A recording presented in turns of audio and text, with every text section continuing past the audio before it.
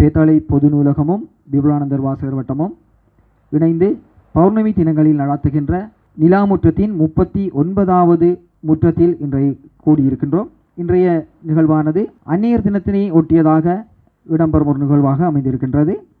அந்த வகையில் தமிழ் இலக்கியங்களில் தாய்மை எனும் தொனிப்பொருளில் பழந்தமிழ் இலக்கியங்கள் முதல் நவீன இலக்கியங்கள் வரை தாய்மை பற்றி பேசுகின்ற இலக்கியங்கள் தொடர்பாக இன்றைய நாள் பேச இருக்கின்றோம். அந்த வகையில் இந்த நிகழ்வில் முதலாவது நிகழ்வாக மங்கள விளக்கேற்றல் இடம்பெறும். அந்த வகையில் எமது மங்கள விளக்கின் முதலாவது சுடரினை ஏற்றுவதற்காக எமது ஆலோசனை குழுவின் சிரேஷ்ட உறுப்பினர் திருமதி சோபா ஜெயரஞ்சித் அம்மணி அவர்களை அழைக்கின்றேன்.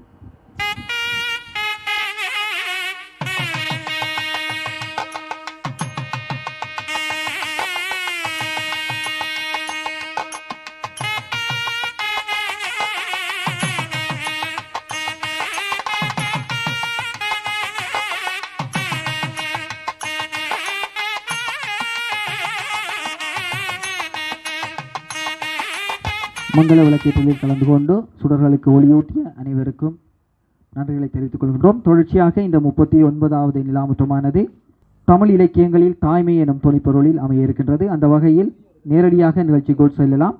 முதலாவது உரையாளராக எமது வாசகர் வட்ட உறுப்பினரும் நூலக ஆலோசனை குழு சிரேஷ்ட உறுப்பினருமான திருமதி சோபா ஜெயரஞ்சித் ஆசிரியர் அவர்களை அன்போடு அழைக்கின்றேன்.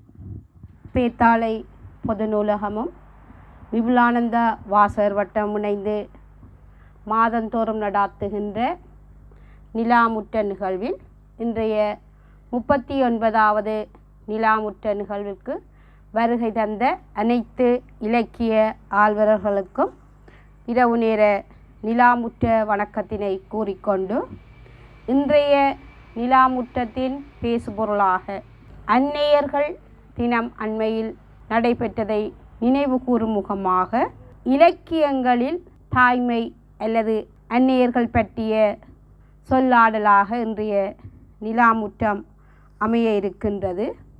அதன் அடிப்படையில் உண்மையாகவே மனித குலத்தில் தாய்க்கு நிகரான ஓர் படைப்பு இல்லை என்றே கருத முடியும். இந்த உலகத்தில் தாய் கடவுள், கடவுளை காண்பிப்பவளும் தாய்தான். அந்த தாய்மை உணர்வினை அல்லது அந்த தாய்மையின் மகத்துவத்தை எங்களுடைய தமிழ் இலக்கியங்கள் பொதுவாக எவ்வாறு ஒவ்வொரு காலகட்டத்திலும் பேசியிருக்கின்றன என்பதை பற்றிய ஒரு கருத்தாடலாக இன்றைய நிலாமுற்றத்தினை நாங்கள் நோக்க முடியும். பிள்ளைகளின் உருவாக்கத்தில் பெரும் பங்கு வகிப்பவள் தாய். குழந்தையின் நோய்க்கு மருந்தாக இருப்பவளும் தாய்தான்.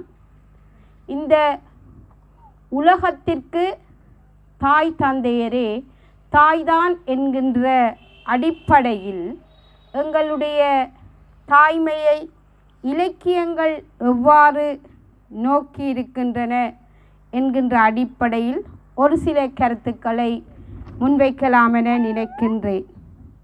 எங்களுடைய பழந்தமிழ் இலக்கியங்களில் முதல் இலக்கியமாக நாங்கள் கருதுவது சங்க இலக்கியங்களை.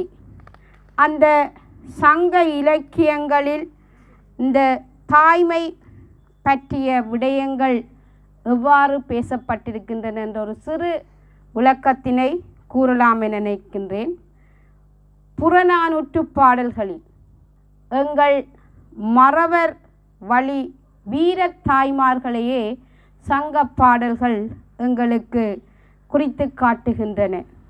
பிள்ளையை பெற்றால் மட்டும் போதாது, ஈன்ற பொழுதில் பெரிதுவக்கும் தன் மகனை சான்றோன் என அந்த தாய் கேட்க வேண்டும். அந்த சந்தர்ப்பத்தில் அவள் அடையும் புகழாங்கிதத்திற்கு எல்லையே இல்லை. நரம்பு எழுந்து ஊறிய நிரம்பா மென்தோல் என்கின்ற பாடல் வரியில் புறநானூற்றில் முலை அரைத்திடுவேன் என்று ஒரு தாய் தன்னுடைய வீர வசனத்தை பேசுகின்றாள். காரணம், போருக்கு சென்ற தன்னுடைய மகன் புறமுதுகு காட்டி ஓடி மாண்டானா அல்லது நேருக்கு நேர் நின்று போர் செய்து தன் உயிரை மாய்த்தானா? அவ்வாறு அவன் புறமுதுகு காட்டியிருப்பின் அவன் என் மார்பில் பால் குடித்திருந்தால் அந்த மார்பையே நான் அறுத்தறிவேன் என்று சொல்லி போர்க்களம் சென்று தன்னுடைய மகனின் உடலை தேடி பார்க்கின்றாள். தன்னுடைய மகனின் மார்பில் அம்புபட்டு இறக்க கண்டு தன்னுடைய வீர பெருமையை சிறப்பாக பாடியிருந்தாள் அந்த தாய். தாயின் இன்பம் வீரம் ஒருபுறம் இருக்க, தாயின் இன்பம் மறுபுறமாக பேசப்படுகிறது. மகன் இறந்தான் என்ற கவலை அவளுக்கு ஏற்படவில்லை. எப்படி இறந்தான் என பார்க்க வேண்டும் என்ற வீர உணர்வுதான் அந்த தாய்மையிலே எட்டி பார்த்தது. மீனுன் கொக்கின் நுனி என்ன என்ற பாடலிலே தன்னுடைய மகன் சிறுவனாக இருந்த களிரை எறிந்து கொண்டு அதனை இறக்க வைத்த பின்னே இறந்தான் என்கின்ற செய்தி அவளுக்கு உவகை அளிக்கின்றது. தாய்மை என்பது மகனின் இறப்பில் துயரங்கொள்ளவில்லை, வீரத்தில் பெருமிதங்கொண்ட தாய்மார்களையே எங்களுடைய சங்கப்போர் இலக்கியங்கள் எங்களுக்கு எடுத்து காட்டுகின்றன. இவ்வாறு வீர தாய்மார்கள் மத்தியிலும் தன்னுடைய மகன் போருக்கு சென்று புறமுதுகு காட்டி இறந்தான் என்ற செய்தியை கேட்ட மற்றுமோர் அன்னை அவன் குடியிருந்த வயிற்றையே அறுத்தறிந்தாள் என்கின்ற அந்த செய்தி மறுபுறம் அந்த தாயின் வீரத்தினை எங்களுக்கு எடுத்தியம்போதாக புறநானூற்று பாடல்களில் தாய்மையின் வீரம் பற்றியே இலக்கியங்கள் பேசியிருக்கின்றன.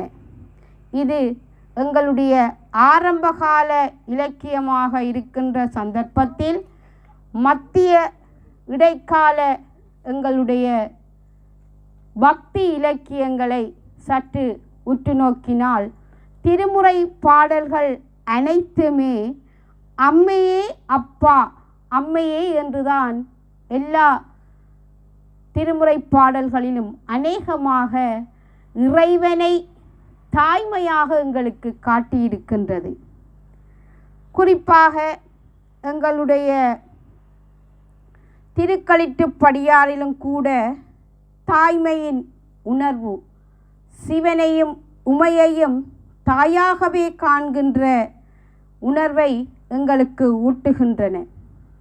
குறிப்பாக நாங்கள் இறைவனை அம்மையே அப்பா என அழைக்க, இறைவனோ மனிதரில் காரைக்கால் அம்மையாரை அம்மையே என அழைத்த பெருமை தாய்மைக்கு கொடுத்த ஒரு வரப்பிரசாதம் என்றே நாங்கள் கருத முடியும்.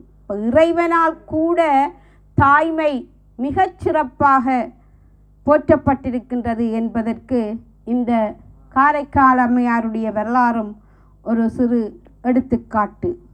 அதேபோல் எங்களுடைய மாணிக்கவாசகருடைய திருவாசகத்தை நாங்கள் சற்று உற்று நோக்கினால் இந்த மனித குலம் கருவாக உருவாகின்ற இந்த செய்தியினை போற்றி திரு அகவலிலே மாணிக்கவாசகர் மிகச்சிறப்பாக மாதா உதரத்து என்ற பாடலடியில் மிக அழகாக தாய்மையின் உணர்வினை எங்களுக்கு எடுத்து எம்புகின்றார். அது மாத்திரமல்ல, உயிரெண்ணி 10, திருக்கோத்தும்பி, பிடித்த 10 என்று பல்வேறு தன்னுடைய திருவாசக பதிகங்களுள் தாய்மையின் உணர்வினை எங்களுக்கு எடுத்து எம்பியிருக்கின்றார். குறிப்பாக அவருடைய அன்னை 10, அன்னை என்கின்ற பெயரையே தன்னுடைய பாடலுக்கு அளித்து தாய்மையின் உணர்வினை மிக அழகாக சிறப்பித்து செல்வதனை நாங்கள் காண முடியும். திருவாசக பாடல் பால் நினைந்தூட்டும் தாயினும் சால. தாயை ஒரு தாய் தன் குழந்தை பசிக்கு அழப்போகின்றது என தெரியும் முன்பே அந்த பசியை சென்று பாலூட்டி ஆற்றிவிடுவாள். அதைவிட மேலானவனாகத்தான் இறைவன் எங்கள் ஒவ்வொரு ஆன்மாவிற்கும் தாய் தந்தையராக இருந்து இந்த உலகத்தையே மனித குலத்தையே கட்டி காப்பாற்றுகின்றார் என்ற செய்தியை, அன்னையின் சிறப்பினை, உயிர்களுக்கெல்லாம் அன்னையாக இருந்து செய்கின்ற சிறப்பினை மிக அழகாக எடுத்து காட்டுகின்றார்.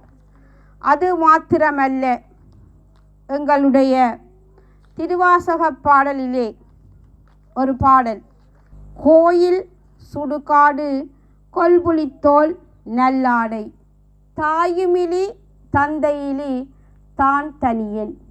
தாயும் தந்தையும், தாய் இல்லாதவர் தனிமையான உணர்வினை அடைவார் என்பதனை, தாயின் முக்கியத்துவத்தை மிக அழகாக எங்களுக்கு அந்த திருவாசக பாடலிலே மாணிக்க வாசகர் மிகச் சிறப்பாக எடுத்து காட்டுகின்றார்.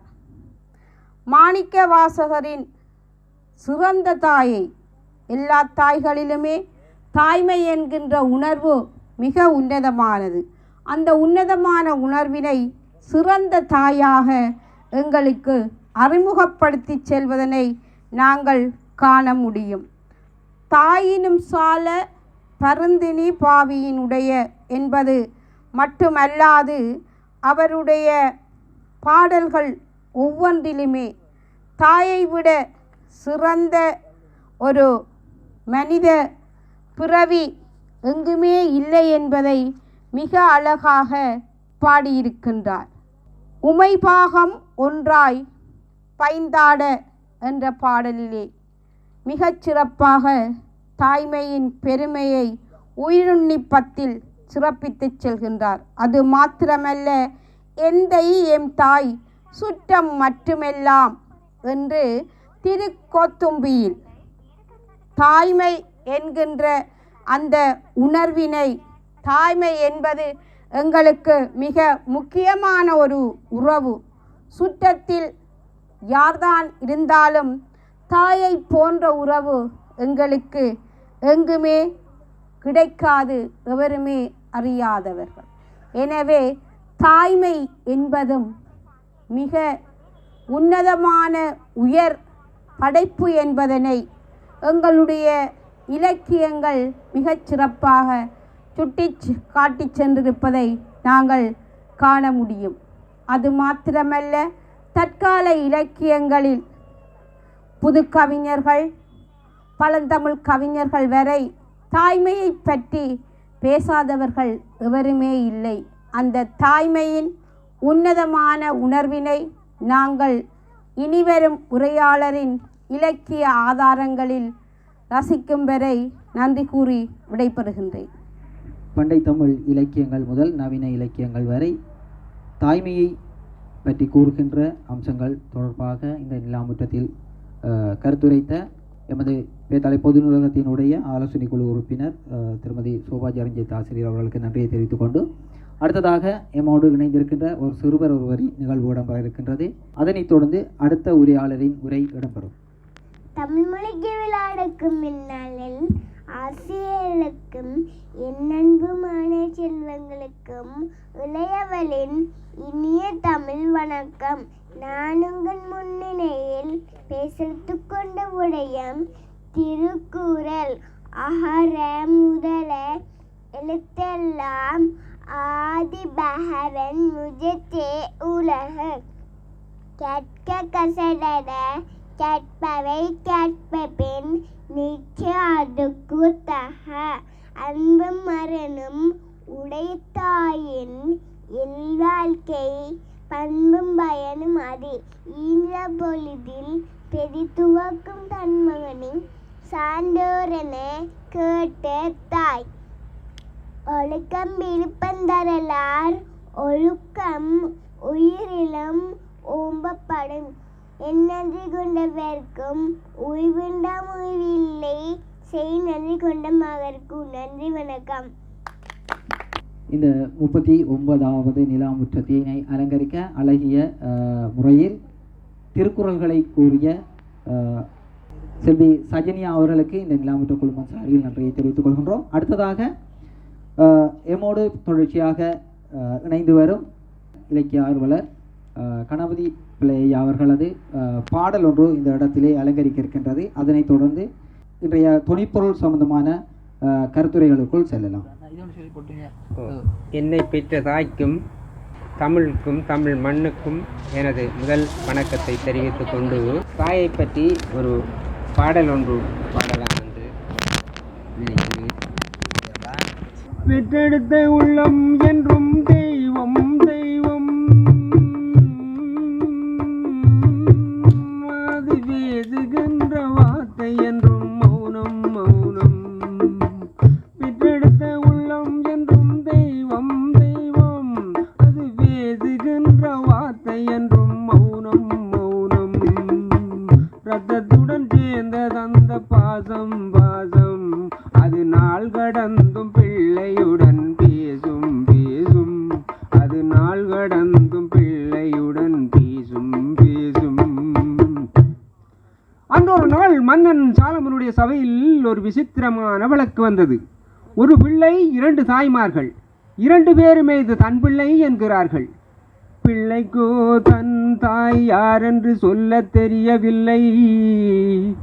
மன்னன் சாலமன் யோசித்தான், ஒரு தாயார் பல பிள்ளைகள் பெறுவதுண்டோ, 2 தாய்க்கு ஒரு பிள்ளை வருவதுண்டோ, அசல் யாரோ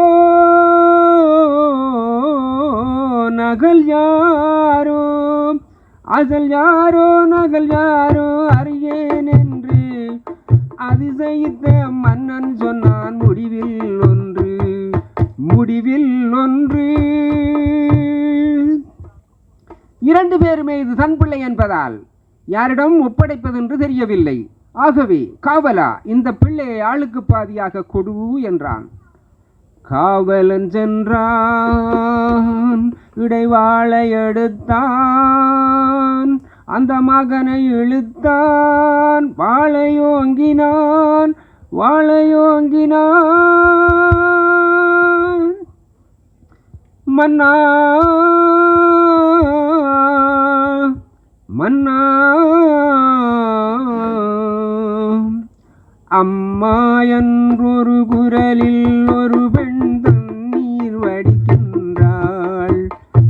இன்னொரு பெண்ணோ வாளை கண்டு புன்னகை புரிகின்றாள் புன்னகை புரிகின்றாள். பாதி கொடுங்கள் என்றே இவளோ மன்னனை கேட்கின்றாள். மன்னா வேண்டாம் என்றே இவளோ மன்னனை தடுக்கின்றாள். இந்தா என்றவன் அந்த பெண்ணிடம் மகனை தருகின்றாள். இவள்தான் உண்மை தாயன மன்னன் சாலமன் முடிக்கின்றான் சாலமன் முடிக்கின்றான். பெற்றெடுத்த உள்ளம் என்றும் தெய்வம் தெய்வம், அது பேசுகின்ற வார்த்தை என்றும் மௌனம் மௌனம். சக்தி வடிவானவளே அன்னை அன்னை, சக்தி வடிவானவளே அன்னை அன்னை, அவள் தான் அறிவாள் தான் வளர்த்த கண்ணை கண்ணை. சக்தியோம் சக்தியோம் சக்தியோம் சக்தியோம்.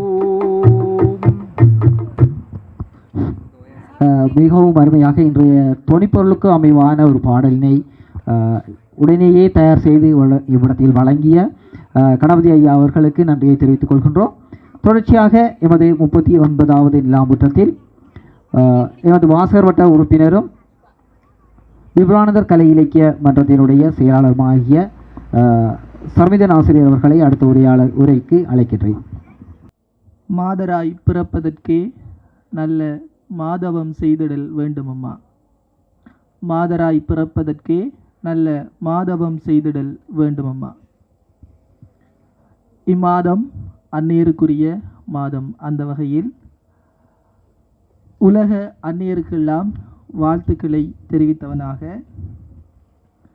அந்நியர் தினத்தை சிறப்பிக்கும் முகமாக பேத்தாளை பொது நூலகத்தினால் ஏற்பாடு செய்யப்பட்டிருக்கின்ற பிரதி பௌர்ணமி தோறும் இடம்பெறும் நிலாமுற்ற நிகழ்வு 39வது நிலாமுற்றத்தை எட்டியிருப்பதில் மகிழ்ச்சி.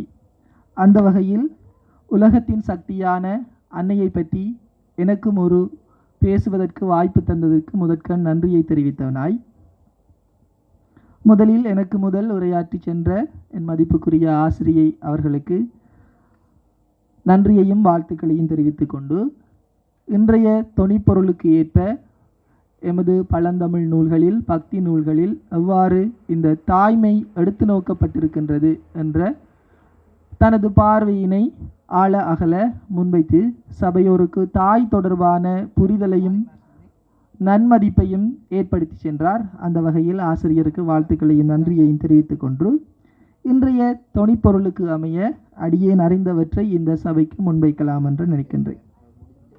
அந்த வகையில் நிலாமுற்ற அவையினருக்கு இந்நேர வணக்கத்தை தெரிவித்துக் கொண்டு, 39வது நிலாமுற்றத்தின் பேசுபொருள் தமிழ் இலக்கியத்தில் தாய்மை, பழந்தமிழ் இலக்கியங்கள் முதல் நவீன இலக்கியங்கள் வரை.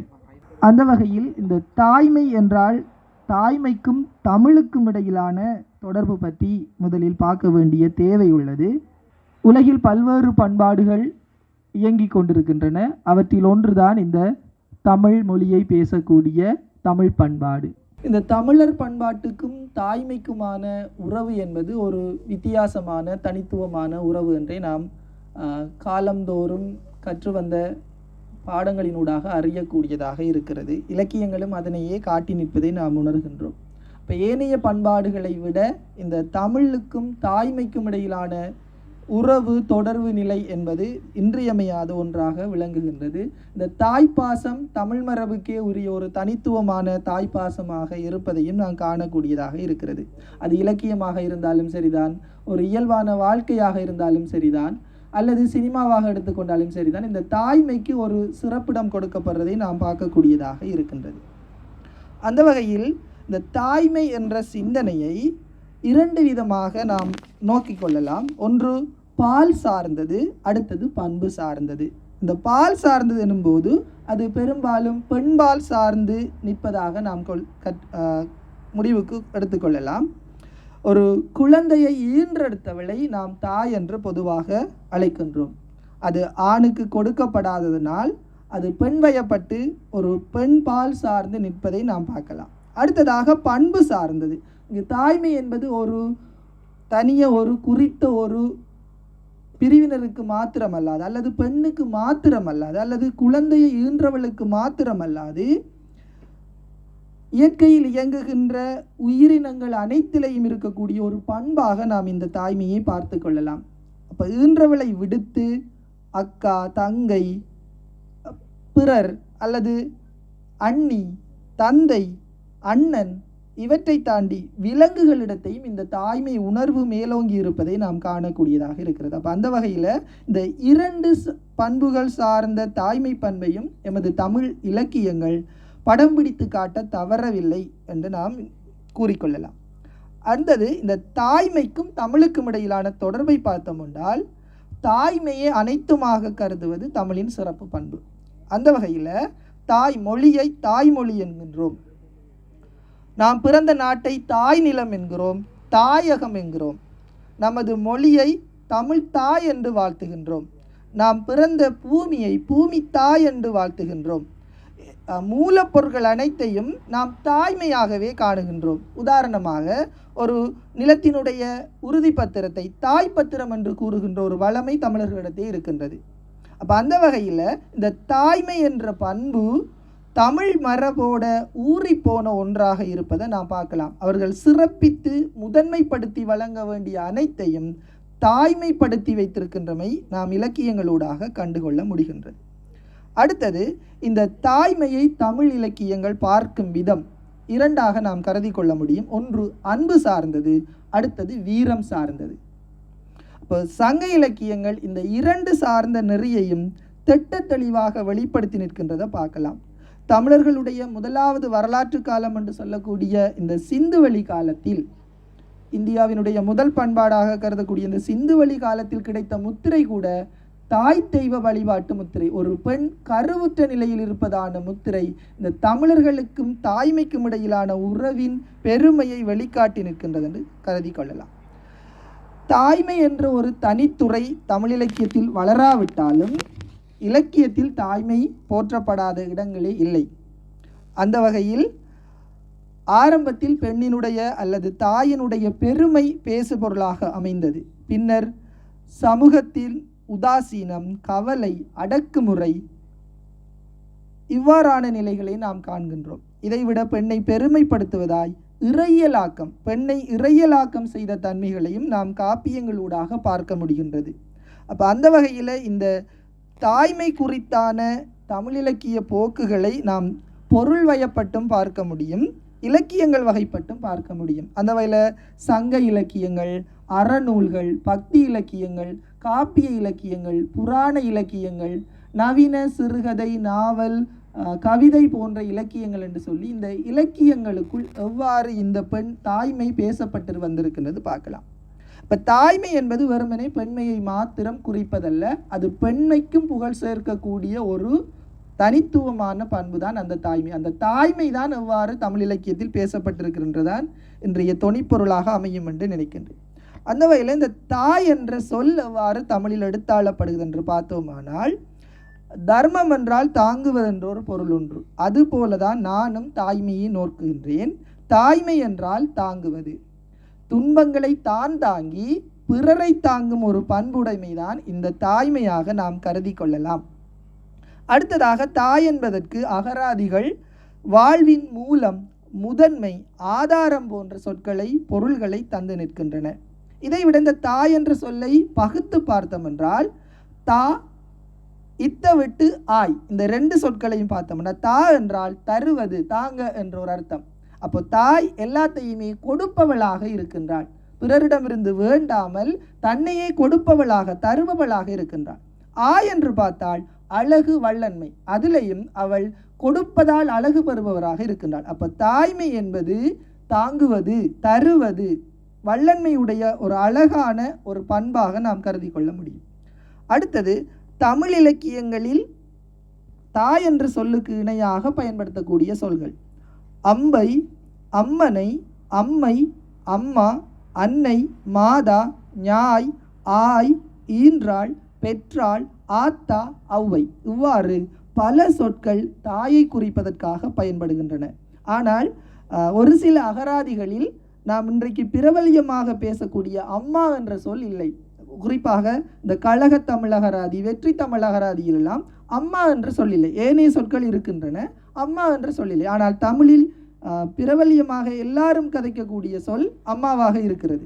ஆனால் அகராதிகளில் இச்சொல் இல்லாதிருப்பது ஒரு வித்தியாசமான அல்லது ஆராய்ச்சிக்குரிய ஒன்றாக இருக்கிறது. இவற்றில் இந்த அம்மா என்ற சொல்லையும் எடுத்து பார்த்தோம்னா அது ஒரு உணர்வு பூர்வமாக வரக்கூடிய சொல். ஒரு அடி வாங்கினோம்டா அம்மாண்டு சொல்லுவோம், அம்மா இல்லாத அம்மாண்டு ஆரண்டு தெரியாத பிள்ளையும் அம்மாண்டு சொல்லுவான், அல்லது ஒரு பயம் வந்தால் நம்ம அம்மாண்டு சொல்லுவோம். அப்போது அம்மா என்பது எனக்கு முதல் உரையாற்றி சென்ற ஆசிரியர் கூறியது போன்ற அது ஒரு வெறுமனே ஒரு உறவல்ல, அது ஒரு ஊட்டச்சத்து, ஒரு ஆதாரம். நமக்கு பலவீனப்படும் போது நம்மளை உற்சாகப்படுத்துகின்ற ஒரு அம்சமாக அந்த அம்மா என்று சொல்லி இருக்கு. அதுலேயும் பார்த்தோம்னா என்ற சொல்ல எடுத்தோம்னா அழகு என்ற அர்த்தம், மா என்றா பெரியது. அப்போது தன்னை அன்பை செலுத்தி தன்னையும் அழகாக்கி மற்றவர்களையும் அழகாக்கக்கூடிய பெருமைத்தன்மை வாய்ந்த ஒன்று தான் இந்த அம்மா என்று சொல்லி நம்ம கருதி கொள்ளலாம். அடுத்ததாக இந்த தாய்மை என்ற வகைப்பாடு, யாரை தாய் என்று சொல்லலாம், தாயில் எத்தனை வகைகள் இருக்கின்றாங்க, இது தொடர்பாகவும் தமிழ் இலக்கியங்கள் பேசுகின்றன. பொதுவாக தாயில் 5 வகை தாய் இருப்பதாக அகராதிகள் கூறுகின்றன. ஒன்று பாராட்டும் தாய், மற்றையது ஊட்டும் தாய், மற்றையது முளைத்தாய், மற்றையது கைத்தாய், மற்றது செவிலித்தாய். ஈனா தாய், ஈன்றெடுக்காத தாய் என்று செவிலித்தாயை சொல்லுவோம். இந்த செவிலித்தாய்க்கும் சங்க இலக்கியத்துக்கும் மிக நெருங்கிய தொடர்பு இருக்குது. ஏனென்றால் தாய்களை விட செவிலித்தாயின்ற வளர்ப்பில் அதிக குழந்தைகள் வளர்ந்ததை பார்க்குறோம். கட்டாயம் மன்னர்களை குழந்தைகளை வளர்க்குறதுக்கு கட்டாயம் ஒரு செவிலித்தாய் இருப்பாங்க. அப்போ இந்த 5 வகையான தாய்மாரை அகராதிகள் வரிசைப்படுத்துகின்றன. இதை விட்டு யாரை தாயாக கருதி கொள்ளலாம்? இதுவும் தாய்மையில் மிக முக்கியமான ஒன்று. அரசனின் மனைவி, அரசனின் தேவி தாய். ஏனென்றா அவதான் அந்த நாட்டுக்கே தாயாக இருக்க போகின்றவர். குருவின் தேவி தாய், ஒரு கல்வியை போதிக்கக்கூடிய ஆசிரியருடைய மனைவியும் தாய். அடுத்ததாக அண்ணனின் தேவி, அண்ணியும் தாய். இது தமிழ் மரபில் மிக முக்கியமான ஒன்று. அடுத்தது மனைவியை ஈன்றாள், தன் மனைவியினுடைய அம்மாவும், மாமி என்று சொல்லுவோம் அல்லது அத்தை என்று சொல்லுவோம், இவவும் நமக்கு தாய். அடுத்தது தன்னை ஈன்றவள், தன்னை பெற்றெடுத்தவள் என்று சொல்லி 5 வகையான நபர்களை தாய் என்று கருத முடியும் என்று சொல்லி தமிழ் அகராதிகள் கூறுகின்றன. இதனாலேயே தமிழ் மரபு அடித்து சொல்கின்றது, தாயிற் சிறந்த கோயிலும் இல்லை என்று. அந்த வகையில் இந்த தாய்மை பற்றி சங்க இலக்கியம், அறநூல்கள், பக்தி நூல்கள், காப்பியங்கள், புராணங்கள், நவீன இலக்கியங்கள் எவ்வாறு தங்களோட பதிவுகளை முன்வைத்திருக்கின்றன என்று பார்ப்போமானால், அப்போ தாயை யாருமே இழிவாக கருத முயற்சி செய்வதில்லை. எந்த ஒரு படைப்பாளியும் தாய்மையை இழிவுபடுத்துவதில்லை. அது ஏனென்றால் சொன்ன மாதிரி அது சமூகத்தினுடைய ஆதாரம். அதை இழிவுபடுத்தினால் சமூக கட்டுக்கோப்பு உடைந்துவிடும். ஆகவே அன்பும் இந்த பாசம், பரிவு, ஆதரவு, பகிர்தல் போன்ற பண்பினூடாக இந்த தாய்மை எடுத்தாளப்பட்டிருக்குன்னு அறியலாம். அடுத்தது தமிழரில் 2 மரபு இருக்குது. ஒன்று இந்த இல்லற மரபு, அடுத்தது துறவர மரபு. அப்போ துறவியராய் போனாலும் இந்த தாய்மையை போற்றுகின்ற மரபை தமிழ் சித்தர் மரபினூடாக நாம் கண்டுகொள்ளக்கூடியதாக இருக்கிறது. சித்தர் பாடல்கள் அநேகமானவற்றில் தாய்மையை போற்றுகின்ற மேலான வரிகள் இடம்பெற்றிருப்பதை நாம் பார்க்கலாம். தாயினுடைய வலியை அவர்கள் புரிந்து சமூகத்துக்கு அந்த தாய்மையை போற்றக்கூடிய பண்பை தமது பாடல்களினூடாக எடுத்து காட்டியிருக்கின்றமை பார்க்கலாம். அந்த வகையில் இந்த சங்க நூல்கள், பழந்தமிழ் நூல்கள் என்று சொல்லக்கூடிய 14 மேற்கணக்கு நூல்கள் எவ்வாறு தாய்மையை பார்த்ததென்றால், நான் முன்னவே கூறியது போன்றும் எனது ஆசிரியர் கூறியது போன்றும் இந்த அன்பு, வீரம் என்ற 2 தளங்களில் நின்று தாயை வெளிக்காட்டியிருப்பதாக பார்க்கலாம். அதிலும் குறிப்பாக தாய்மையின் வீரம்தான் மிக முக்கியமாக கவனிக்கப்பட வேண்டிய ஒன்றாக இருக்கின்றது. அப்போ அந்த வகையில் சங்க இலக்கியத்தில் ஒரு தாய்மை படம் பிடித்து காட்டப்படுகிறது. ஒரு மகன் போருக்கு போயிட்டான். அப்போ அந்த தாய், அந்த ஈன்ற தாய் தன்னுடைய அந்த மகனை கருவில் சுமந்த இடத்தை சொல்லும்போது சொல்கிறார், புலி இருந்த குகை என்று ஒரு கற்பம் தரிக்க இடம் என்ற வயிறு என்று சொல்லாமல் புலி இருந்த குகை என்று சொல்வதான ஒரு பாடல் ஒன்று வருகிறது. அப்போது அந்த தாய்மையினுடைய வீர பண்பு எவ்வாறு போற்றப்படுகிறது இலக்கியங்களுக்கு என்று கூடால நம்ம இதன் மூலமாக நம்ம அறியலாம். அப்போ தன்னை வயிறை ஒரு புலி இருந்த, வீரம் நிறைந்த மறவன் இருந்த குகையாக, ஒரு புலிக்கும் குகைக்கும் இடையில் என்ன தொடர்பு இருக்கோ அதுதான் என்னுடைய மகனுக்கும் என்னுடைய வயிற்றுக்கும் இருக்கும் இடையான தொடர்பு என்று அந்த தாய் தன்னை மார்பை தட்டி கொள்ளுவார். அடுத்ததாக இந்த போர் முடிந்ததுக்கு பின்னர் போய் அந்த மகன் எவ்வாறு இறந்திருக்கிறான், புறமுதுகிட்டு இறந்தானா அல்லது நெஞ்சுரம் கொண்டு நேராக போராடி இறந்தானா என்று தாய் போய் செக் பண்ணியிருக்காவோ போர்க்களத்தில். அப்போ இதெல்லாம் தமிழ் மரபில் தாய்மை என்பது வீரத்தின் விளைநிலம் என்பதை காட்டி நிற்கிறது அறியலாம். இது ஒன்று நமக்கு புதிதான ஒன்றும் அல்ல. அடுத்ததாக இந்த வஞ்சினம் கூறுகின்ற தமிழ் இலக்கிய மரபும் தாய்மையின் வீரத்தை பறைசாற்றுவதாக நாம் கருதி கொள்ளலாம். அடுத்ததாக அறநூல்கள் சிறப்பாக தாய்மையின் பண்பை பல்வேறு அடிப்படையில் பேசுகின்றன. அந்த வகையில் சிலப்பதிகாரத்தில் ஒரு வழி வருகிறது, வாழியவன் தன் வளநாடு மகவாய் வளர்க்கும் தாயாகி. அப்போ அரசனுடைய நாட்டை ஒரு அரசன் தாயாக கருதி வளர்க்கணும் என்ற ஒரு சிந்தனை சிலப்பதிகாரத்தில் சொல்லப்பட்டிருக்கு. அப்போ ஒரு அரசன் என்பவன் அந்த நாட்டு மக்களுக்கு தாய் போன்றவன். ஒரு தாய் தனது குழந்தையை எவ்வாறு கண்ணும் கருத்துமாக வளர்ப்பாலோ அதுபோல தன் வளநாட்டை அவன் வளம் செய்ய வேண்டும் என்ற உயர் அரசியல் சிந்தனை இந்த தாய்மைக்குள்ளால் எடுத்து காட்டப்பட்டிருக்கு. அப்போ தாய்மையே ஒரு அரசனுக்கு உதாரணம் காட்டின ஒரு மாண்பை தமிழ் இலக்கியத்துக்குள்ளால் பார்க்கலாம். அடுத்ததாக சங்கமறிவிய கால அறநூல்கள் உண்டான நான்மணிக்கடிகையில் தாயின் சிறந்த தமரில்லை என்கிற ஒரு வசனம் வருது. அப்போ தாயை விட ஒரு சிறந்த உறவு ஒத்தருமே இல்லை, தாய் தான் இருக்கிற உறவு முறைக்குள்ளே மிகச் சிறந்த உறவு என்பதை அந்த நான்மணிக்கடிகை பாடல் வரி நமக்கு எடுத்து என்பதை பார்க்கலாம். அடுத்ததாக குளவி அழைப்பினும் அன்னே என்றோடும் சிலம்பினும் என்று சொல்லி, அப்போ ஒரு குழந்தை கூப்பிட்டா தாய் உடனே ஓடுவாள். சரி, எந்த விதமான வேலையாக இருந்தாலும் அதை விட்டுட்டு உடனே ஓடுவாள். அதுதான் தாய் பாசம். அப்போ அந்த அழகான அந்த தாய்மை உறவை மீண்டும் நான்மடிக்கடியை எடுத்து காட்டியிருக்கும். இதை விட குறுந்தொகையில் ஒரு பாட்டு வருது, நனைமுதிர் தாயுடன் உடன்று அலைக்கும் காலையும் வாய்விட்டு அண்ணா எனும் குளவி. அப்போது இதுலேயும் அதே விஷயம்தான் சொல்லப்படுது. என்னென்னா, குழந்தை அம்மா என்று கூப்பிட்ட உடனேயே அன்னை ஓடுவாள். அந்த உடனே ஒரு நிமிடம் கூட தாமதியாது அன்னை போகின்ற அந்த தாய்மை பண்பு, அன்பு, பாசம் இங்கே எடுத்து காட்டப்பட்டிருக்கிறது நம்ம பார்க்கலாம். அடுத்ததாக திரிகடுக பாடலில் தாய்ப்பாலின் சிறப்பு சொல்லப்பட்டிருக்கு. இது உலகத்திலே பெண்களுக்கு மட்டுமாக கொடுக்கப்பட்ட ஒரு வரப்பிரசாதம். அதை அந்த குறிப்பிட்ட அந்த தாய்மை நேரத்தில் மட்டும்தான் அதை நாம் அனுபவிக்கக்கூட முடியும். ஆனால் அதில் ஆழ்ந்த சிந்தனையை உணரக்கூடிய அறிவு குழந்தைகளுக்கு அப்போது இருப்பதில்லை. அப்போ அந்த தாய்ப்பாலின் சிறப்பை கூட இந்த அறநூல்கள் நன்கு வியந்து போற்றிருக்கும். வயிறா தாய்முலை உண்ணா குளவியும் நல்குறவு சேரப்பட்டார் என இந்த திரிகடுக பாடல் தாய்ப்பாலின் சிறப்பை எடுத்து காட்டுறதை நம்ம பார்க்கலாம். சங்கமறிவிய காலில் இவ்வாறாக போற்றப்பட்ட இந்த மரபு இறையியலோட இணைக்கப்பட்ட பான்மையை நாம் பக்தி இலக்கியங்களுக்குள்ளால பார்க்க முடியும்.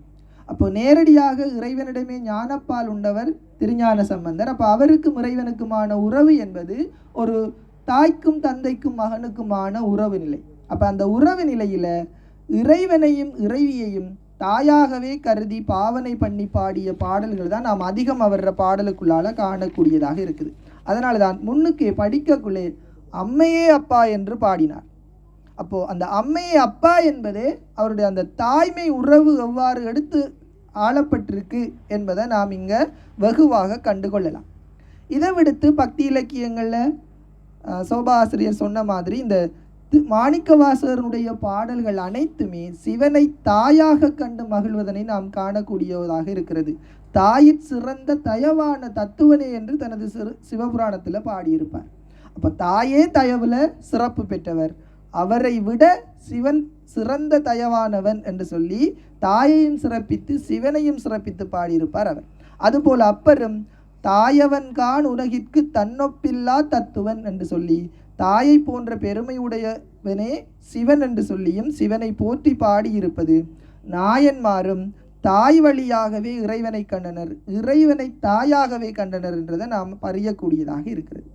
இதைவிட இந்த சோழர் காலத்தில் தோற்றம் பெற்ற அறநூல்கள் பலவற்றிலும் அதன் பின்னரான அறநூல்களிலும் இந்த தாயினது பெருமை நன்கு எடுத்து பாராட்டப்பட்டிருக்கு. அந்த வகையில் ஆத்திசூடையில் தந்தை தாய் பேண் என்ற ஒரு தொடர் ஔவையார் எழுதியிருப்பாங்க. அப்போது தாயையும் தந்தையையும் பேணுறதான் ஒரு பிள்ளையினுடைய கடமை. அவங்கள பேணினாலே நாம் போதும், வாழ்க்கையில் முக்தி எதிரலாம் என்ற ஒரு சிந்தனை சொல்லப்பட்டிருக்கு. அதே மாதிரி அவங்களோட மற்றொரு நூலான கொன்றை வேந்தல்ல அன்னையும் பிதாவும் முன்னறி தெய்வம், தாயிற் சிறந்த கோயிலும் இல்லை போன்ற வசனங்கள் இடம்பெற்றிருக்கும். அப்போ இவையெல்லாம் தமிழ் இலக்கியத்தில் தாய்மை பற்றிய பதிவை நன்கு நமக்கு வழிகாட்டுவதாக இருக்கும். அடுத்ததாக உலகநீதி என்ற ஒரு நூலில் மாதாவை ஒரு நாளும் மறக்க வேண்டாம் என்ற ஒரு தொடர் இடம்பெற்றிருக்கு. அப்போ இதுவும் தாய்மைக்கு தமிழ் இலக்கியம் கொடுத்த பெரும் மதிப்பை நமக்கு காட்டுவதாய் அமைகின்றது. அடுத்ததாக தோத்திர பாடல்கள் பிற்காலத்தில் எழுந்த இந்த அருணகிரிநாதர், பட்டினத்தார் போன்றோரது பாடல்களிலேயும் வெகு சிறப்பாக தாய்மை போற்றப்பட்டிருக்கும். பட்டினத்தார் ஒரு துறவியாக இருந்தாலும் 10 வெண்பாக்களில் தாய்மையின் சிறப்பை போற்றி இருப்பார். தாயே அங்கமெல்லாம் நொந்து போகும்படியாய் 10 மாதங்கள் சுமந்தீர்கள், நொந்து சுமந்து பெற்ற என்னை நோகாமல் ஏந்தினீர்கள் என தாய்மையின் வலியையும் பெரும் மதிப்பையும் பட்டினத்தார் அழகாக தமது பாடலில் பதிவு செய்திருப்பார். அடுத்ததாக அருணகிரிநாதர் தனது திருப்புகளில் தந்த பசிதனை அறிந்து முலையமுது தந்து முதுகு தடவிய தாயார்.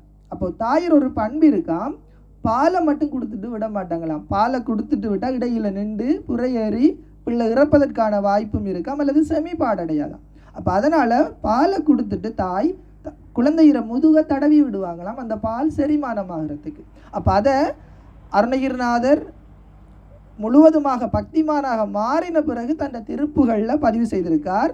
தந்த பசிதனை அறிந்து முலையமுது தந்து முதுகு தடவிய தாயார் என்று அழகாக அந்த தாய்மையின் உணர்வை தனது பாடலுக்குள்ளால பதிவு செய்திருப்பார். இதைவிட புராண இலக்கியங்களில் குறிப்பாக பெரிய புராணத்தில் வரக்கூடிய காரைக்கால் அம்மையார் புராணத்தில் இந்த தாய்மையின் சிறப்பு மிக உச்சமாக சொல்லப்பட்டிருக்கும். அதில் பெரிதும் எல்லாரும் போற்றக்கூடிய ஒரு விஷயம், சிவன் காரைக்கால் அம்மையாரை தாயே என அழைத்த ஒரு விஷயம். அப்போ ஒரு தாய்மை, இந்த தாய்மை பண்பு இறைவனையே மனிதனை தாயாக போற்றக்கூடிய ஒரு பெரும் விதத்தை ஏற்படுத்தும் என்பது நமது தமிழ் இலக்கியத்தில் ஊடாக காட்டப்பட்டிருக்கு. அப்போ பெண்கள் இறையலாக்கம் அடைவதும் இறைவன் பெண்களை தாயாக வணங்கக்கூடிய ஒரு நிலையை ஏற்படுத்தக்கூடிய ஒரு தன்மை தாய்மைக்குத்தான் உண்டு என்பது இந்த தமிழ் இலக்கியம் மூலமாக எடுத்து காட்டப்படுது.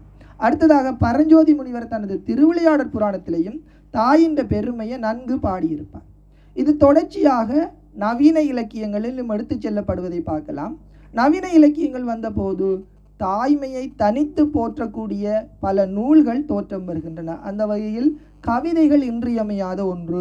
பாரதியார் உட்பட, வைரமுத்து உட்பட பலரும் இந்த தாய்மைக்காக தங்களது பாணியில் கவிதைகளை வடித்து தந்திருப்பர். அந்த வகையில் பாரதியார் தாய்மாண்பு என்ற தனது கவிதையில் உண்டாக்கி பாலூட்டி வளர்த்த தாயை உமையவள் என்று அறிகிறோ, உண்டாக்கி பாலூட்டி வளர்த்த தாயை உமையவள் என்று அறிகிறோ என தாய் வேற யாரும் அல்ல, இறைவனாக இறைவியாக போற்றக்கூடிய உமைதான் தாய் என்று சொல்லி தாயை இறையாக இறையலாக்கம் செய்திருக்கின்ற தன்மையை நாம் இதுக்குள்ளால் பார்க்கலாம். அடுத்ததாக வைரமுத்து அம்மாக்காக எழுதின தனது கவிதையில் ஆயிரந்தான் கவி சொன்னன் என்று தொடங்கக்கூடிய அந்த கவிதையில் எழுதவோ படிக்கவோ இயலாத தாய் பற்றி என்ற ஒரு வரி எழுதியிருப்பார். அப்போ தாயை எழுத்தில் கொண்டு வந்துட முடியாது, முழுமையாக படிக்கவும் முடியாது, அவள் எல்லை கடந்தவள் என்ற அந்த பரத்துவத்தன்மையை இதுக்குள்ளால் எடுத்து காட்டியிருப்பார். அப்போ இவ்வாறு காலந்தோறும் எழுந்த தமிழ் இலக்கியங்களுக்கு உள்ள இந்த தாய்மை என்பது மிகவும் போற்றப்பட்டிருக்கிறத பார்க்கலாம். அப்போ செவ்வியல் இலக்கிய மரபில் தாய்மை இவ்வாறு போற்றப்பட்டிருப்பதோடு எமது நாட்டார்புட பாடல்களிலேயும் தாய்மைக்கு மிகுந்த முக்கியத்துவம் கொடுக்கப்பட்டிருக்கும் இந்த தாலாட்டு பாடல். அப்போ தாலாட்டு பாடல்கள் யாவுமே தாய்மையின் சிறப்பை எடுத்து காட்டக்கூடிய பாடல். சம்பந்தர் இந்த தாலாட்டு பாடலை பற்றி படிச்சிருப்பார். பண்ணமரும் மென்மொழியார் பாலகரை தாலாட்டு மோசை கேட்டு விண்ணவர்கள் வியப்பெய்தி விமானத்தோடு இழியும் மிளலையாமே என்று பாடியிருப்பார். அப்போ இதில் கருத்து என்னென்னா, திருவிழிமிழலையில் பாலகர்களை தாலாட்டி கொண்டிருக்கின்ற தாய்மாரனுடைய அந்த பாடல் விண்ணவர்களுக்கு வியப்பாக இருக்காம், தேவர்களுக்கே வியப்பு தரக்கூடியதாக இருக்குதாம். அப்போ தேவர்களையும் மிஞ்சிய பெருமை உடையது இந்த தாய்மை. அவர்கள் அதை பார்க்கறதுக்காக தங்களோட விமானத்தில் திருவிழிமிழலைக்கு வந்து போகிறாங்களா. அவ்வளவு தாய்மை சிறப்பு மிக்க இடம் திருவிழிமிழலை என்று தனது பதிகத்தில் இந்த தாலாட்டு பாடலின் சிறப்பை பாடியிருப்பார். அடுத்ததாக எமது தமிழ் இலக்கிய பரப்பில் பிள்ளைத்தமிழ் என்கின்ற ஒரு இலக்கிய வகைமை இருக்கின்றது. இதுவும் தாய்மையின் சிறப்பை காட்டக்கூடிய ஒரு தனி இலக்கிய வகைமை. இதுவும் குழந்தையை தாய்மையில் நின்று போற்றி பாடக்கூடியது. வெறுமனே இங்கே குழந்தையிற பண்பை மட்டுமல்லாமல் தாய்மையின் சிறப்பையை நாம் அறிந்து கொள்ளக்கூடியதாக இருக்கிறது. இதைவிட இந்த நவீன இலக்கியங்களில் வந்த தாய்மை பற்றிய இலக்கியங்களுள் மார்க்சிம் கார்கி அவர்களின் தாயின் என்கின்ற நாவல் மிகச் சிறப்பான ஒன்றாக காணப்படுகின்றது. அதைவிட ஈழத்திலிருந்தும் தாய் என்கிற ஒரு சிறுகதை தோற்றம் பெற்றிருக்கிறது. அதுவும் தாய்மையின் சிறப்பை நன்கு போற்றக்கூடிய ஒன்றாக இருக்கிறது. அப்போ இவ்வாறு காலந்தோறும் தமிழ் இலக்கிய பரப்பில் தாய்மை ஒரு பெருமைக்குரிய ஒன்றாக போற்ற வந்திருப்பதையே நாம் காணக்கூடியதாக இருக்கின்றது என்று கூறி நல்லதொரு வாய்ப்புக்கு நன்றி பாராட்டி விடைபெறுகிறேன். நன்றி. இலக்கியங்களில் தாய்மை பற்றியதான கருத்துக்களை சிறப்பாக எடுத்தியம்பிய சர்மிதன் அவர்களுக்கு நன்றியை தெரிவித்துக் கொள்கின்றோம். அற இலக்கியங்கள், பக்தி இலக்கியங்கள் என அனைத்திலுமே தாய்மை பற்றி பேசுகின்ற சகல விடயங்களையும் இந்த இடத்திலே சிறப்பாக கூறியிருந்தார். அவருக்கு மீண்டும் ஒரு முறை நன்றியை தெரிவித்துக் கொண்டு அடுத்ததாக எமது வாசகர் வட்ட உறுப்பினர் சிவநந்தினி அவர்களை தனது கருத்துரையினை வழங்குமாறு அழைக்கின்றேன். பேத்தாளை பொது நூலகத்தின் 39வது நிலாமுற்றம் வாயிலாக இணைந்து கொண்டிருக்கும் இலக்கிய ஆர்வலர்கள் அனைவருக்கும் இந்நேர வணக்கம். இன்றைய நிலாமுற்றாவிலே நாம் உரையாடலுக்கு உட்படுத்திய விடயம் தமிழ் இலக்கியத்தில் தாய்மை. தமிழ் இலக்கிய பரப்பு என்று வரும்போது ஆரம்ப காலம் தொட்டு இன்றைய நவீன காலம் வரைக்கும் இதற்கு முன் பேசிய உரையாளர்கள் அது பற்றிய அவ்வாறான இலக்கியங்களில் கூறப்பட்டுள்ள தாய்மை பற்றிய நிறைய விடயங்களை உங்களுடன் பகிர்ந்து கொண்டிருக்கின்றார்கள். அதனை விடுத்து தற்காலத்தில் தமிழ் இலக்கியங்கள் என்ற வரிசையிலே மொழிபெயர்ப்பு இலக்கியங்களும் நாம் பார்க்க வேண்டிய ஒரு விடயமாகும். அந்த அடிப்படையில் ஒரு நாவலை பற்றி, அதாவது தாய்மை பற்றி பேசுகின்ற ஒரு நாவலை உங்களுக்கு முன்மொழியலாம் என்று நினைக்கின்றேன். அந்த நாவல் தான் தாய் என்கின்ற நாவல். சர்மிதா கூறின மாதிரி மக்சிம் கார்கி என்கின்ற எழுத்தாளரால் எழுதப்பட்டு இன்று மொழிபெயர்க்கப்பட்ட ஒரு நாவலாக, தமிழில் மொழிபெயர்க்கப்பட்ட ஒரு நாவலாக இந்த தாய் என்கின்ற நாவல் காணப்படுகின்றது. இதனை தோமுசி ரகுநாதன் என்கின்ற ஆசிரியர் மொழிபெயர்த்திருக்கின்றார். ரஷ்ய புரட்சி என்றதுமே லெனின், ஸ்டாலின் போன்றவர்களுடைய நினைவுதான் நம்மளுக்கு வரும். அவ்வாறான அந்த ரஷ்ய புரட்சிக்கு வித்திட்ட ஒரு நாவலாக இந்த நாவலை நம்ம பார்க்க முடியும். இந்த நாவலிலே தாய், மகன், நண்பர்கள் என்கின்ற 3 வட்டத்தினரின் அடிப்படையில் தான் இந்த நாவலானது தொடக்கத்திலிருந்து முன்னோக்கி போகின்றதாக காணப்படுகின்றது. இந்த நாவலினுடைய பிரதான கதாபாத்திரமாக பாவல் என்கின்ற ஒரு மகன் காணப்படுகின்றார். அவருடைய தாய் மற்றும் அவருடைய நண்பர்கள், அவர்களை வைத்துதான் நாவல் நகர்கின்றது. ரஷ்யாவிலே ஒரு ஃபேக்ட்ரியில் வேலை செய்கின்ற ஊழியர்களுக்கு தகுந்த சம்பளம் அங்கே வழங்கப்படவில்லை. அவர்களுடைய வேலைக்கு ஊதிக்கு மிஞ்சின வேலை வாங்கப்படுகின்றது, ஆனால் தகுந்த சம்பளம் அங்கே வழங்கப்படவில்லை. அப்போ அந்த பாவல் என்கின்ற பிரதான கதாபாத்திரத்தினுடைய தகப்பனார் ஒரு குடிகாரனாகவும் தாயை கொடுமைப்படுத்துகின்ற ஒரு நபராகவும் காணப்படுகின்றார். காலப்போக்கில் அவருடைய மரணம் சம்பவிக்கின்றது. தந்தையினுடைய மரணத்தின் பின் பாவலினுடைய நடத்தைகளில் மாற்றம் ஏற்படுவதை தாயானவள் கவனிக்கின்றார். அதில் குறிப்பாக அவர் பெரும்பாலும் புத்தகங்களை வாசிக்கின்றார், எழுதுகின்றார். இப்படி இருக்கும்போது நண்பர்களும் அடிக்கடி வீட்டுக்கு வருகிறார்கள், ஏதோ பேசுகிறார்கள், கொஞ்ச நேரம் குழுமி உரையாடுகிறார்கள், பின்னர் சென்று விடுகிறார்கள். தாய்க்கு எதுவுமே புரியவில்லை. திடீரென காவல்துறையினர் அவருடைய வீட்டை சோதனைக்கு உட்படுத்துகின்றார்கள். அப்போது அரசுக்கு விரோதமான நூல்களை பாவல் வாசிப்பதாக அவர்களுக்கு கிடைத்த புகாரின் அடிப்படையில் தான் அவர்கள் அந்த வீட்டை பரிசோதனை செய்கிறார்கள்.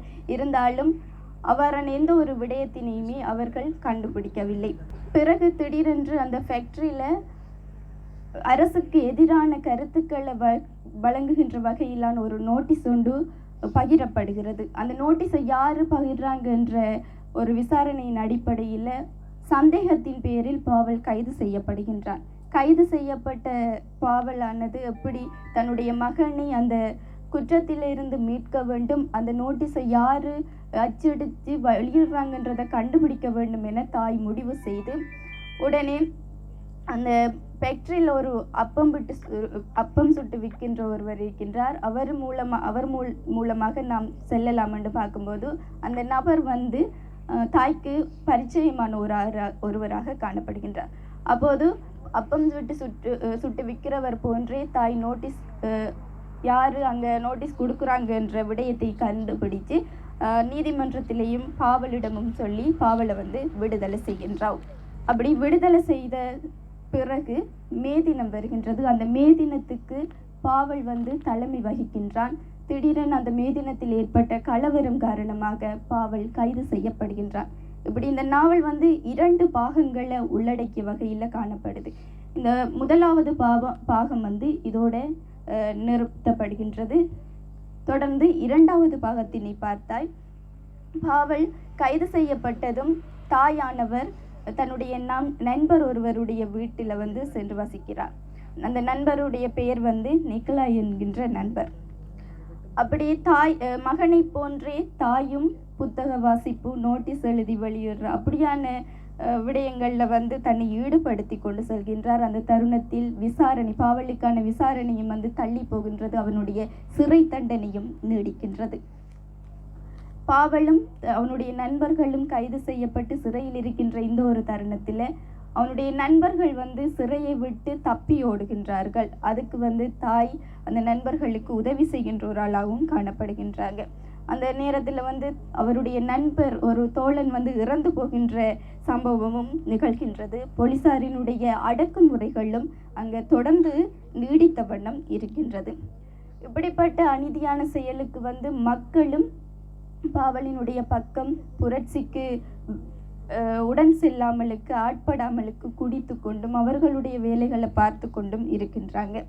அப்போ நீதிமன்ற தீர்ப்புக்கு நாம் ஆளாக வேண்டும், தப்பிக்கக்கூடா. நீதிமன்றம் எந்த ஒரு தீர்ப்பை வழங்குதோ அதுக்கு ஆட்படுவோம் என்கின்ற ஒரு உறுதியான முடிவோட பாவல் இருக்கின்றான். ஆனால் அந்த நீதிமன்றத்தில் நம்முடைய பிரதிவாதத்தினை நமது வாதத்தினை சரியாக முன்வைக்க வேண்டும் என்பது அவனுடைய எண்ணப்பாடு. இருந்தாலும் ஏற்கனவே தீர்மானிக்கப்பட்ட ஒரு தீர்ப்பாக அந்த தீர்ப்பு காணப்படுகின்றது. அவன் எவ்வளவுதான் வாதத்தில் ஈடுபட்டாலும் தன்னுடைய கருத்துக்களை நீதியை அவன் கூறினாலும் அங்கே தீர்ப்பானது அந்த நீதிக்கு விரோதமாகவே வழங்கப்படுகின்றது. பாவலும் அவனுடைய தோழர்களும் நாடு கடத்தப்பட வேண்டும் என்பதே அந்த நீதிபதிகளினுடைய தீர்ப்பாக அமைகின்றது. அப்ப பாவலங்கள் முன்வைத்த பிரதிவாதம் அனைத்துமே நீதியானது, சரியானது. ஆகவே அந்த கருத்துக்களை மக்களிடம் கொண்டு சேர்க்க வேண்டும் என்று சொல்லி அவனுடைய நண்பர்கள் விரும்புகிறாங்க. அதை யார் மக்களிடம் கொண்டு சேர்க்கிற என்று வரும்போது அதுக்கு தாய் முன் வருகின்றார். அதை வந்து ஒரு நோட்டீஸாக அடித்து அதை வந்து மக்கள்கிட்ட பெறப்புற செய்ய வேண்டும் என்று முன் வந்து தன்னுடைய ஒரு பெண் தோழியினுடைய வீட்டுக்கு சென்று அவருடைய உதவியை பெறுகின்றார். அந்த பெண் நண்பர் தான் நோட்டீஸை வந்து அடித்து தாக்கி கொடுக்கும்போது அவர் அந்த நோட்டீஸுகள் எல்லாம் எடுத்து திரும்புகின்ற வழியில் அரசுக்கு எதிரான, சட்டத்துக்கு எதிரான ஒரு நோட்டீஸை கொண்டு வரா என்கின்ற ஒரு முறைப்பாடு போனதன் பட்சத்தில் போலீசாராலினால் அந்த தாய் கைது செய்யப்படுகின்றார். போலீசார் வந்து தாயை கைது செய்த அந்த இடத்திலே எந்த மக்களுக்கு அந்த நோட்டீஸை தான் கொண்டு சேர்க்க வேண்டும் என்று ஆசைப்பட்டாவோ அந்த மக்களின் மத்தியில் அந்த நோட்டீஸை வந்து வீசி விடுகின்றார். உடனே மக்களும் வந்து அந்த நோட்டீஸுகள் எல்லாம் மக்களிடம் பரப்பப்படுகின்றது. அப்போ வந்து தாய் போலீசாரால் தாக்கப்படுகின்றார். தாக்கப்படும் போது ஒரு கருத்தை வந்து தாய் அந்த இடத்தில் ஒரு முன்வைக்கின்றார். அந்த கருத்து தான் இந்த நாவலினுடைய இத்தனைக்கும் அந்த நாவல் நகர்ந்து வந்திருக்கின்ற அந்த நாவலினுடைய ஒரு மைய கருத்தை புலப்படுத்துகின்ற வகையில் அமைது. அந்த கருத்து என்னவென்றால், இந்த சமுத்திரமே திரண்டு வந்தாலும் உண்மையை மூழ்கடிக்க முடியாது என்கின்ற கருத்து. அந்த கருத்துடனே நாவலானது முற்று பெறுகின்றது. இந்த நாவலில் முழுக்க அந்த தாய் என்கின்றவள் வந்து தொடர்ந்து தன்னுடைய பிள்ளைக்காகவும் தன்னுடைய சமூகத்திற்காகவும் தொடர்ந்து ஒரு சப்போர்ட்டாக ஒரு ஒத்துழைப்பை வந்து இருந்து கொண்டிருக்கின்றார். அவ ஆரம்பத்தில் இருந்து கடைசி வரைக்கும் வழங்கின அந்த ஒரு ஒத்துழைப்பு தான் அடுத்து ரஷ்ய புரட்சி என்கின்ற பெரியதொரு புரட்சிக்கு வழிவகுத்திருக்கின்றது. ஆகவே தாய்மை என்கின்றது பெரும் சக்தி வாய்ந்தது என்கின்றதை இந்த நாவல் புலப்படுத்துவதாக அமைகின்றது. ஆகவே இந்த 39வது நிலாமுற்ற வாயிலாக மக்சிம் கார்கி என்கின்ற எழுத்தாளரினுடைய தாய் என்கின்ற நாவலை உங்களுக்கு அறிமுகப்படுத்துவதையிட்டு மகிழ்ந்தவளாக விடைபெறுகிறேன். நன்றி. தாய் என்கின்ற ஒரு மொழிபெயர்ப்பு நாவலின் ஊடாக தனது தாய்மை பற்றி பேசிய விடயங்களை தெரிவித்த சிவநந்தினி அவர்களுக்கு நன்றியை தெரிவித்துக் கொள்கின்றோம். தொடர்ச்சியாக ஒரு கவிதை, இந்த கவிதையினை இந்த நிலாமுற்ற இலங்கை வழங்குவதற்காக சுஜீவன் அவர்களை அன்பாக அழைக்கின்றோம். அனைவருக்கும் இனிய தமிழ் தாய்மையிலிருந்த வந்தனங்கள். முதற்கண்ணாக அனைத்து தாய்மார்களுக்கும் அன்னைய தின நல்வாழ்த்துக்கள். தாய்மை பற்றி வைரமுத்து எழுதிய கவி ஒன்று வாசிக்கலாம் என முன்வந்துள்ளேன். 1000 தான் கவி சொன்னேன், அழகழகா பொய் சொன்னேன், பெத்தவளே உன் பெருமை ஒத்தவரி சொல்லலே. காத்தெல்லாம் மகன் பாட்டு காகிதத்தில் அவனெழுத்து, ஊரெல்லாம் மகன் பேச்சு உங்கேத்தி எழுதலே. எழுதவோ படிக்கவோ இயலாத தாய் பற்றி எழுதி என்ன லாபமென்னு எழுதாம போனேனோ. பொன்னையா தேவன் பெத்த பொன்னே குலமகளே, என்னை புறந்தள்ள இடுப்பு வழி பொறுத்தவளே. வைரமுத்து பிறப்பான்னு வயிற்றில் நீ சுமந்ததில்லை, வயிற்றில் நீ சுமந்த ஒன்று வைரமுத்தா ஆயிடுச்சு. கண்ணுகாது மூக்கோட கருப்பா ஒரு பிண்டம், இடப்பக்கம் கிடக்கையில் என்னென்ன நினைச்சிருப்ப. கத்தி எடுப்பவனோ களவான பிறந்தவனோ, தரணியால வந்திருக்கும் தாசில்தார் இவன்தானோ. இந்த விவரங்கள் எதுன்னு தெரியாம நெஞ்சு சூட்டி வளர்த்த உன்னை நினைச்சா அழுக வரும். கதகதன்னு களிகிண்டி களிக்குள்ள குழிவட்டி கருப்பட்டி நல்லெண்ணெய் கலந்து தருவாய்.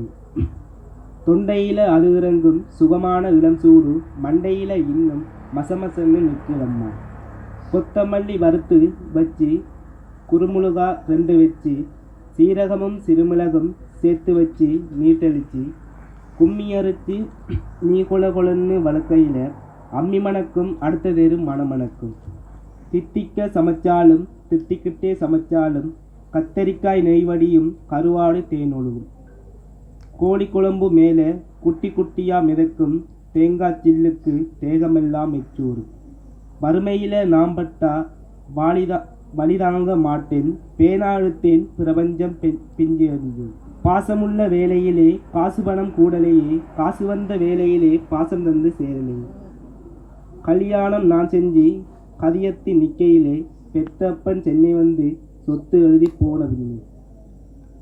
5-6 வருஷம் உன் ஆசை முகம் பார்க்காம பிள்ளை மனம் பித்தாச்சு பெத்த மனம் கல்லாச்சு. படிப்பு படிச்சுக்கிட்டே பணம் அனுப்பி வச்ச மகன் கைவிட மாட்டேன்னு கடைசியில் நம்பலே. பாசம் கண்ணீர் பழைய கதை எல்லாம் பெருசோடி போன வேதாந்தம் ஆயிடுச்சு. வைகையிலே ஊர் முழுக வல்லூரும் சேர்ந்தழுக கைபடியா கூட்டி வந்து கரை சேர்த்து விட்டவளே. எனக்கொன்று ஆனதுன்னா உனக்கு வேறு பிள்ளை உண்டு உனக்கொன்று ஆனதுன்னா எனக்கு வேறு தாய் இருக்கா. நன்றி.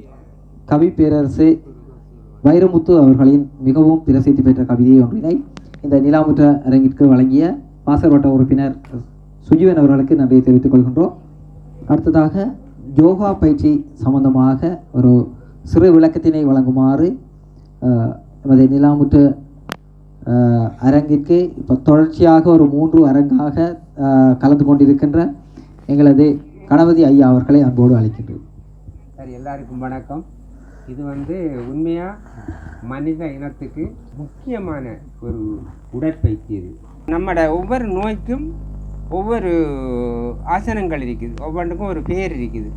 இப்போ நான் இருக்கிறதுக்கு 4 விதமான ஆசனங்கள் இருக்கிறது. இப்போ ஒரு ஆசனத்துக்கு சுபாசனம்.